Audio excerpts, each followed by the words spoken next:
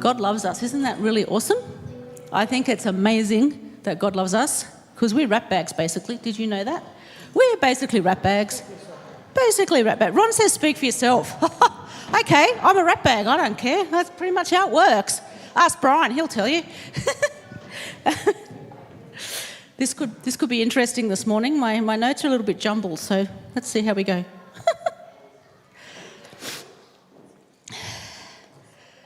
Thanks, Heather, for the communion message this morning. It actually touched on a couple of things that I've been thinking about this week as well when it comes to stewardship and generosity and some of those things. So,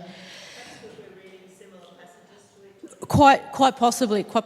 I'm just going to turn the light on this phone up so I can actually see what I'm reading. There we go.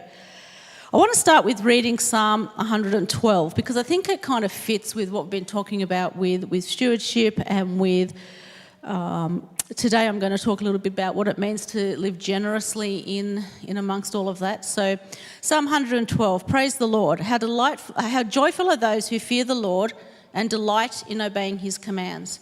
Their children will be successful everywhere. An entire generation of godly people will be blessed. They themselves will be wealthy, and their good deeds will last forever. Light shines in the darkness for the godly. They are generous, compassionate, and righteous. Good comes to those who lend money generously and conduct their business fairly. Such people will not be overcome by evil. Those who are righteous will be long remembered. They do not fear bad news. They confidently trust the Lord to care for them. They are confident and fearless and can face their foes triumphantly. They share freely and give generously to those in need. Their good deeds will be remembered forever. They will have influence and honour. The wicked will see this and be infuriated. They will grind their teeth in anger. They will slink away, their hopes thwarted. I just love that last verse. It's kind of like so different to everything else about generosity there. It's like, yeah, if you don't like grinding your teeth, be generous. Is that what it means? Yep. What I love about that is that it actually talks about not just a money kind of wealth. It actually talks about so much more. We talk about stewardship and those kinds of things not just being about money, but actually being about the whole of our lives and about all the things that matter in our lives. And obviously, wise use of money comes into that, but wise use of our time, the way we speak with our friends and our family, they're all really important parts, I think, of stewardship. And so I just want to start by laying a couple of principles. The first principle that I want to lay down is that when it comes to the stuff that we have, it's actually not ours. When it comes to our money, it actually belongs to God. And the Bible talks a lot about the good steward. In Matthew 24 and in Matthew 25, I'm not going to read those verses, but there's a couple of verses there that talk about the good steward. The good steward is the one that looks after the household, the whole household. The good steward, he's not the master of the household, he's the steward of the household, but he's given the stuff of the household to look after, and that's his responsibility. And a good steward does that wisely. Jesus also talks, obviously, about the stewards who were given a certain amount of money, and some used it wisely and some did not. And so Jesus was not afraid to talk about money when it came to stewardship. In fact, he talks about money a lot because I think it's one of the things that does trip us up in our lives. So the first principle is that the money, the belongings, the material things that we have ultimately belong to God, and it's our responsibility to steward those things wisely. The second principle I want to put here is that some of us are better with our things than others. I think that would be true to say. I've been around long enough to know that some people are really, really, really good with their money, their finances, their things, and some people aren't so great for all sorts of reasons. And so one of the things that I love is that in James it says that he gives us wisdom if we ask for it. So the second principle that I want to talk about today is that when it comes to stewarding our lives well, not just our money, but all the other aspects of our lives, when we want to steward our lives well, God actually is the one that we ask for wisdom. Because actually, most of us would get it wrong otherwise, I think. There's a few money gurus around who are really good at stuff, but most of us, let's be honest, are not that great when it comes to things. I know I'm a classic like the shiny object thing. Who's with me? I'm alone here quite clearly. So one of the things I continue to work on is being wise with how we deal with our money. Now, I did a bit of a scratch poll at our life group last week, and I said, what does generosity mean to you? And they were all very forthcoming with their answers. One of them was that generosity is that it's easy to be generous if it's a cause that you believe in. I thought that was really good. I thought that was really, really good.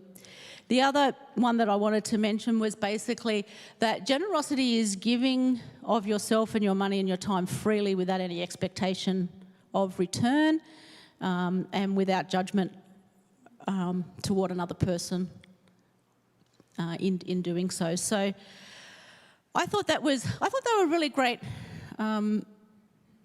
definitions, if you like, of what generosity is. And so as we look here and think about that, let's have a look at some other things around generosity. Jesus talks in Matthew 12:35, and he says this: a good person produces good things from the treasury of a good heart. So a good person produces good things from the treasury of a good heart. So what's the context of that? The context of that was Jesus was talking to the Pharisees, and he was basically saying to them, your heart's not right. You've got to get your heart in the right place. Your heart's not right, and if you get your heart right, then you will produce good things. And it reminds me of that verse in Isaiah 32:8, where it says, generous people plan to do what is generous.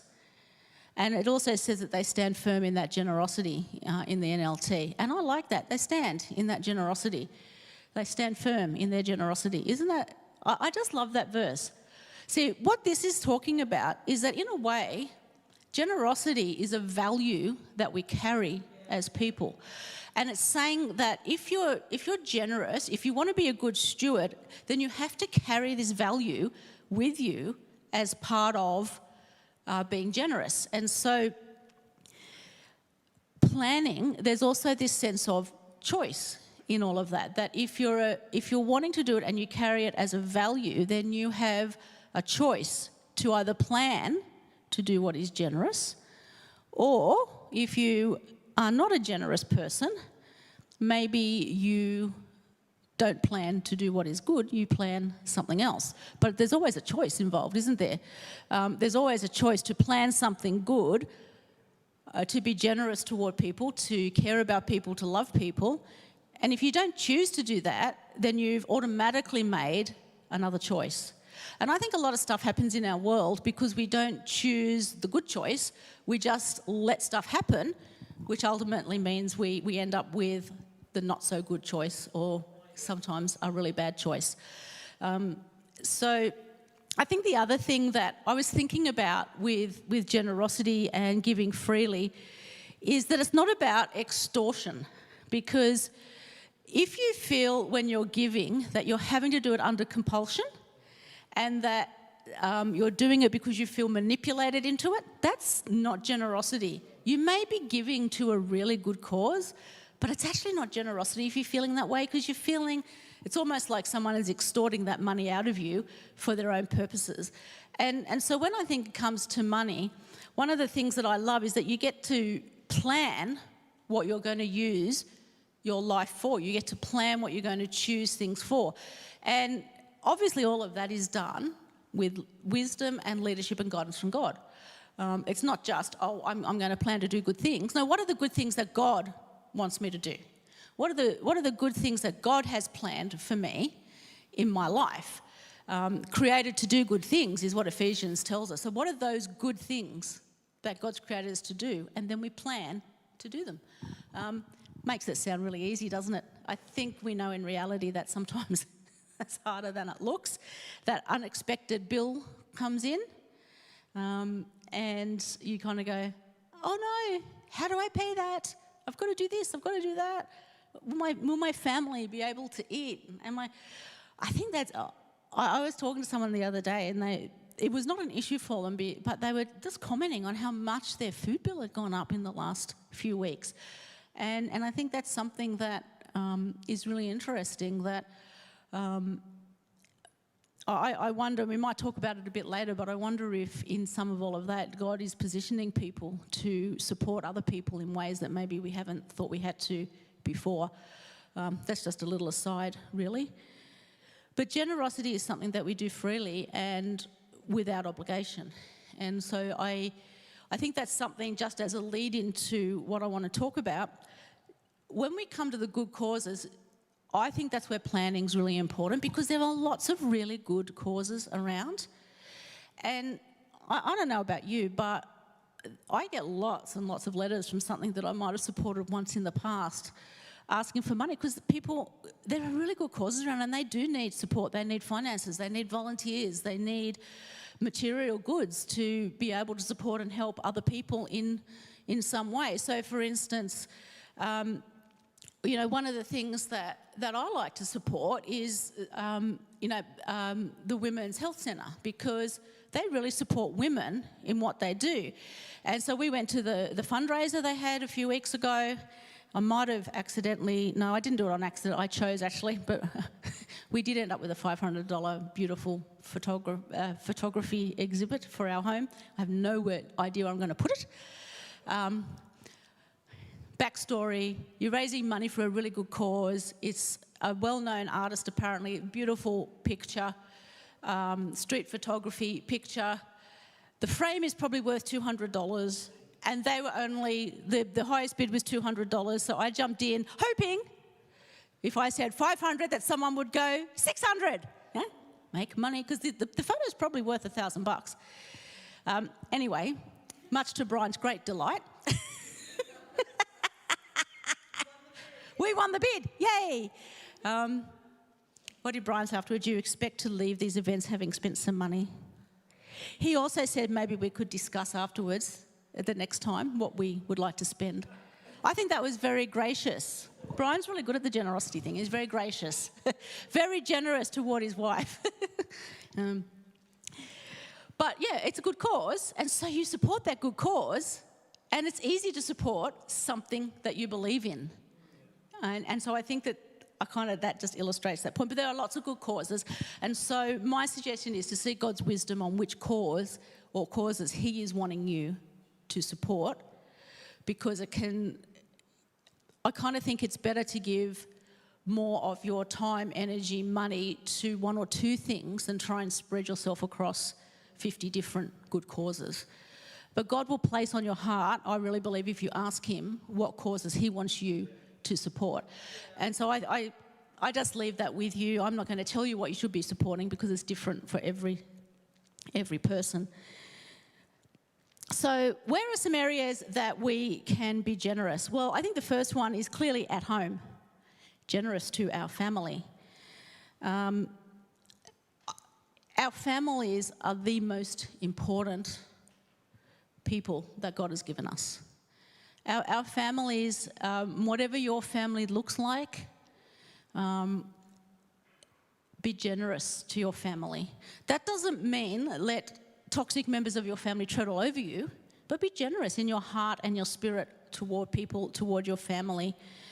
Create noble plans for your family. When it comes to our children and our grandchildren, for those of you who have grandchildren, it's pretty special, hey?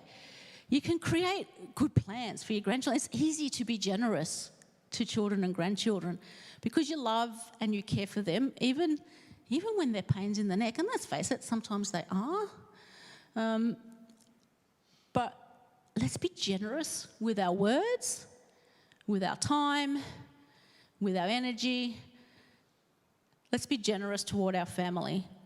One of the things that I've been thinking about at home is that generosity is not just, we hear a lot about spending quality time with family, and I think that's really, really important. The time we spend with them should be quality time. But if we just limit that to, I had half an hour quality time with my child today, that's not going to cut it when that kid is 15, 16 or 17. Quality is actually measured in quantity by kids. Yes, you want to do some really great stuff with them, but choose to spend time with them, choose to spend special time with them if you can, and be generous with that time. Be generous with your love, be generous with your forgiveness, be generous with your words and the way that you speak to your family. I think in families it's really, I think forgiveness, being generous with your forgiveness is really important, because it's in our families where, especially with our kids, they often feel safe to tell us stuff that they might not say elsewhere, and they don't necessarily say it in the most gracious, loving and wonderful way, but they're saying it because they feel safe.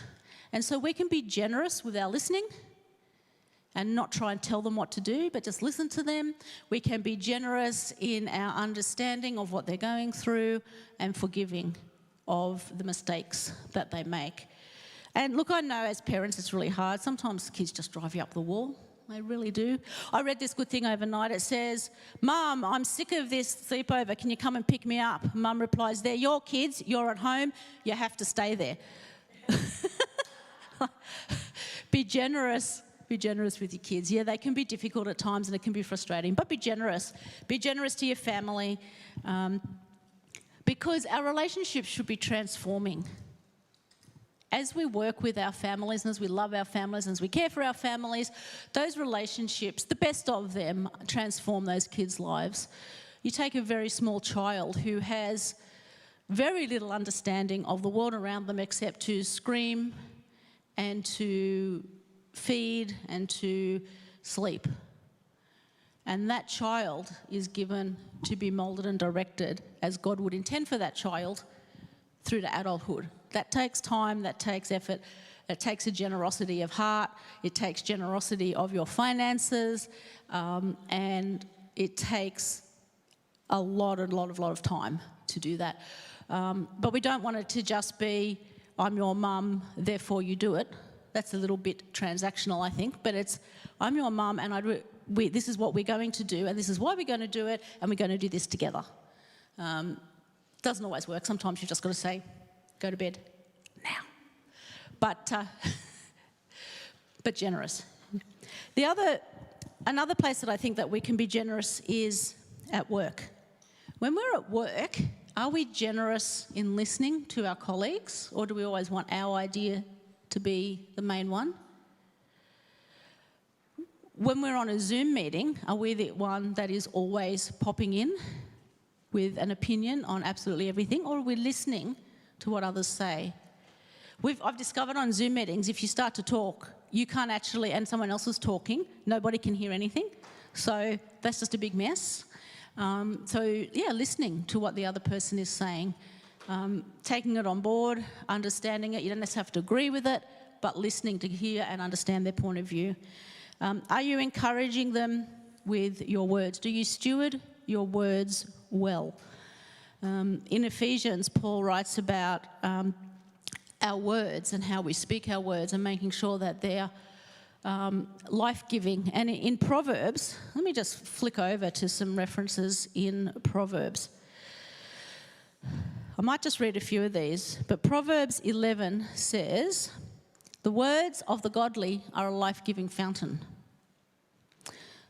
The words of the godly encourage many. The lips of the godly speak helpful words." If we move on to Proverbs 12, so those were from Proverbs 10, by the way. If we move over to Proverbs 12, the words of the godly save lives.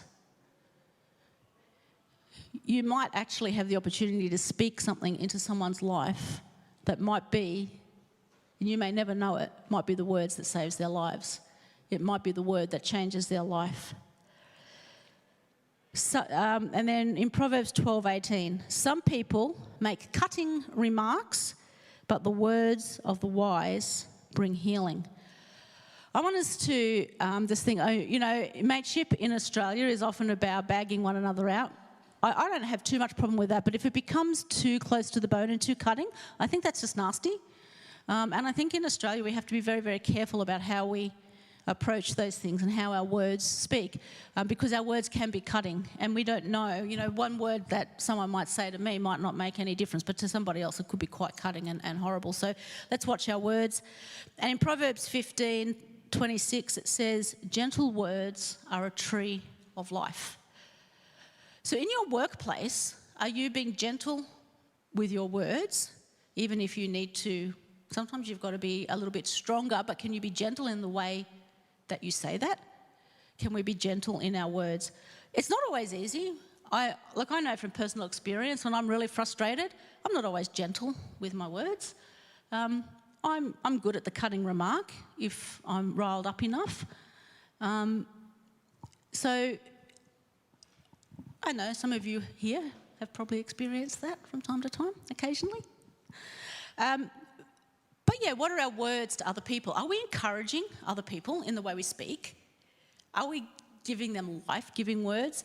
Are we loving them in a way that allows us to be generous and kind and caring? And then in the workplace, normally you receive pay for what you do. When you look at that pay, are you generous in where you intend to spend that? Are you generous in where God is showing you to give that? So I think there's a few things that we can look at there. And the last area I want to look at, and I know you'd be disappointed if I didn't speak about it, is in our community.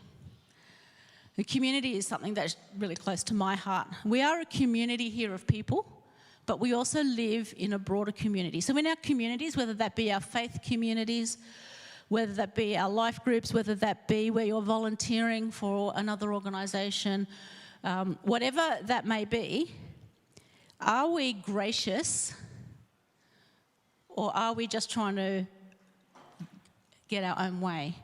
And I know Ron's talked about this quite a bit, when we're sharing the gospel with someone, are we trying to browbeat them into accepting it, or are we loving them in the place that they're at and sharing in a way that is life-giving for that person? When it comes to people in our community, when we're volunteering, when we turn up, are we generous with our time, or are we there grudgingly because we thought it was probably what we had to do and we're there out of duty rather than because we really want to be? I know sometimes there's things that we do because we just know it's the right thing to do, but what's our heart when we do that? Is it generous? Is it stewarding the time well? Is it allowing other people to receive in a way that's helpful for them? Or is it just grudgingly given? I know when we're tired, and I know with COVID and a whole lot of those things, it's really hard to get back and feel really good at times in just giving your time to people. And I know with my own journey, which we'll talk about a little bit later in a few weeks, but I know for my own journey about burnout and coming back from that, it's not always easy to be gracious in wanting to spend time with people, because sometimes I just really don't want to. Sometimes I just want to go, just hide away. But there's not much generosity in hiding away. I can be generous to myself by getting well, by doing what I need to do, by seeing the people I need to see.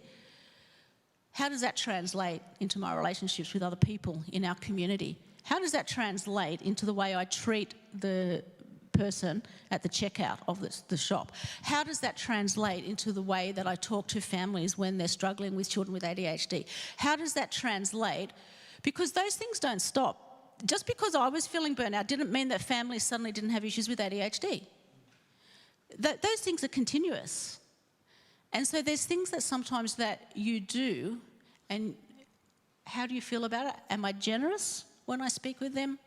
Are my words kind, encouraging, supportive? Or do I say, shut up, go away, work it out yourself? I think there's two options there. Sometimes we might feel the latter. Let's be honest. Sometimes we just might feel the latter. But the truth is that if we're going to be generous, we need to put that aside and think about what is right for that person. What are the words that this person needs to hear? What would God have me say in this situation to this person? So am I stewarding my words well? Am I keeping my heart right? Am I giving generously of my time? Sometimes that means that you've just got to put some other stuff aside,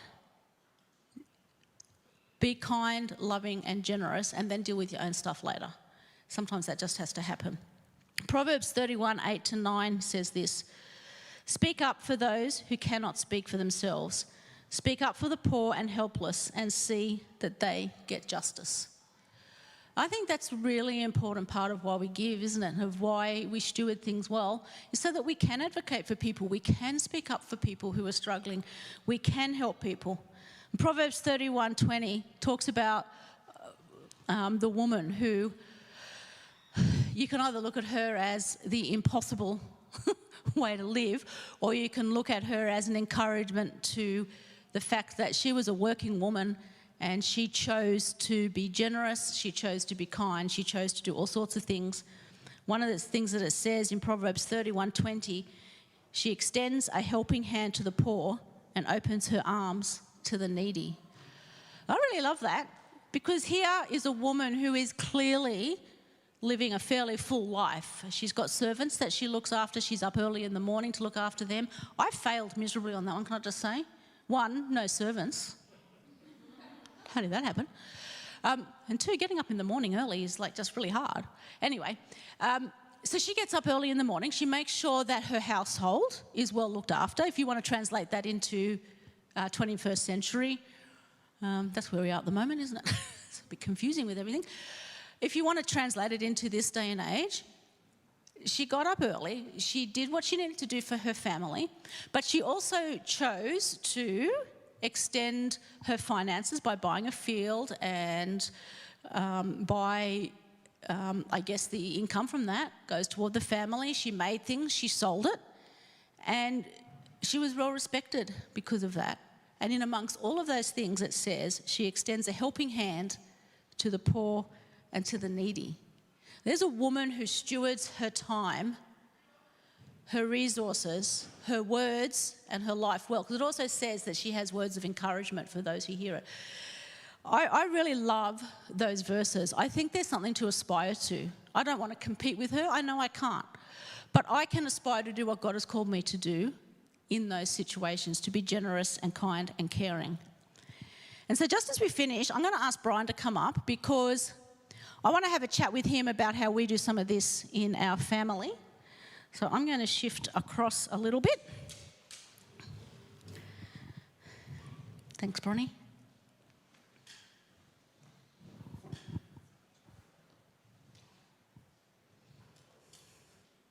There's a seat for you. So I might be a little bit biased because I've been married to him for a long time now, but Brian is one of the most generous people that I know, and not a lot of people see that, but he is generous to his family, he's generous at work. So Brian, if I chat to you, what drives your generosity? Well, it comes from the heart. First, it's sort of whatever's inside will come out. And I think it comes from, we didn't actually plan these questions, so I was sort of wondering what exactly was going to be asked. It is, which is better. You don't get a prepared answer. A lot of it really is a decision about who you are.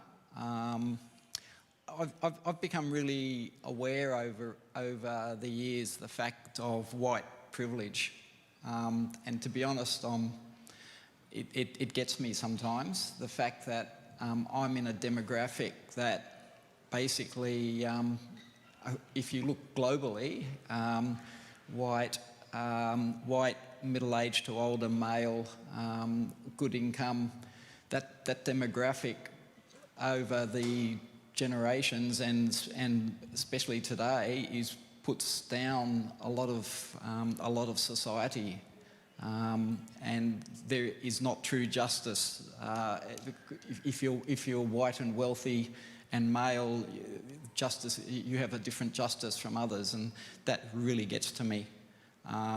Jill talked about the fact we support the Women's Health Centre. We both do, and I was more than happy to give a donation, though it was a little bit unprepared. But then again, we went along that evening, and as I said to Jill, I said, look, we've come along to support this, and if you're going to do so, then when you go along, you leave some money behind, because it's a good cause, and it's and just absolutely loved doing that. So I think in the end, it's sort of an awareness out of that, but then I'm not going to back away the fact, God made me who I am. I am a white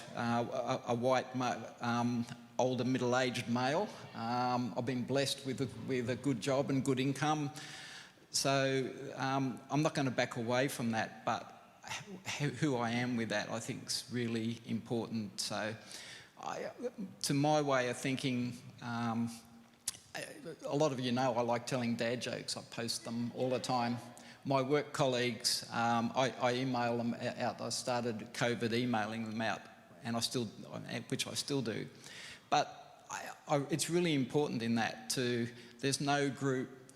If a joke belittles any group of people in society, whether it's to do with colour, age, preferences of any sort, religion, anything whatsoever, once you start having even jokingly any one group in society, you're saying they're less than you. So my benchmark is there should be no one who should feel that it's having a shot at them. That's sort of the starting point for it. So, did I answer your question? Pretty much.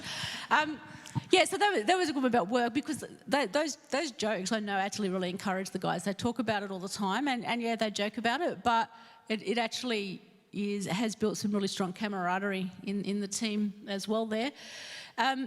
So what are some of the things that you do? So we've talked a bit about community, and you've talked a little bit about work. What about our family? Obviously, when it comes to our kids, we're pretty passionate about making sure they're all okay. You want to talk a little bit about that? Well, family's family. There's sort of giving. You can put in a couple of different categories, and giving not just money but everything. I mean, you look after family because they're family, and that's what you do. There's other giving which I subscribe to, which is because you don't know who they are. You get no direct benefit out of giving to that. To me, that's real giving. When you're not giving for anything back, you're not getting kudos. It's not people you know, and so I think that's, to me, I love doing that. But family are family, and you do whatever you can to bless family because they're family. I don't know. Thank you. We do support a few causes, and we do discuss what they are. So there's things like compassion, which is around children. Obviously, guide dogs is pretty important to us. Just so that you know, Wally is not a guide dog. Because some people think that she is when Brian goes walking. I don't know why, because she's not anywhere near walking like a guide dog would walk. But yeah, some of those things that we talk about and think about. So we have limited what we actually give to, but we make sure that they're causes that we really believe in. So thank you for sharing that. I hope that's helped. I'm done here. So I am going to pray, and I think Liz is going to come up. Father, I just thank you that you are, above all things, generous toward us. That you showed your generosity in your grace toward us, in your love toward us, in your sending of Jesus for us. Father, I just thank you that you set the standard for generosity. And Father, help us in areas where we struggle with being generous, or we struggle with using wisdom with our finances. I pray, Father, you will give us wisdom to know that what we have is yours, and to use it wisely, to use it where you would call us to use it. I thank you, Father, that you do that. And for those that maybe don't know Jesus this morning, I just want to encourage you that he is so generous with his life and his love, that he laid his life down for you, and that you can trust him. But Father, I pray for those that don't know you yet and that are really seeking you, Lord, that you would speak to their hearts, guide them to the right people, that they would know Jesus and they'd know the grace of God. Amen.